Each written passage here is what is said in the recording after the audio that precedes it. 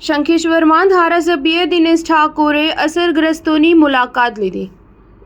શંખેશ્વર તાલુકામાં ભારે વરસાદના કારણે અનેક નીચાણવાળા વિસ્તારોમાં પાણી ભરાયા હતા અને તેને આજે 8 દિવસ થવા આવ્યા છતાં ભરાયેલા પાણી ઓસર્યા નથી।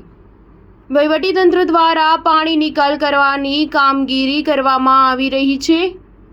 તેવામાં મંગળવારના રોજ કોંગ્રેસના ચૂંટાયેલા ધારાસભ્ય દિનેશજી અત્તાજી ઠાકોરે શંખેશ્વર તાલુકાની મુલાકાત દરમિયાન જણાવ્યું હતું કે સરકારી કર્મચારીઓ દ્વારા ઇન્દિરાનગરમાં ભરાયેલા પાણી નિકાલની કાર્યવાહી કરી રહ્યા છે।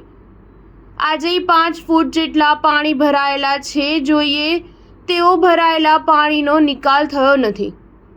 તેનો વહેલી તકે નિકાલ થાય અને ઇન્દિરાનગરના લોકો આજની તારીખે પણ આશ્ચર્ય સ્થાનમાં છે।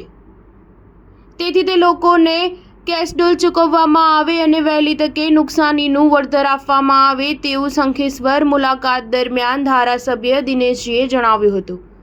સ્ટાર ન્યૂઝ 7 હંમેશા સચ્ચાઈની સાથે।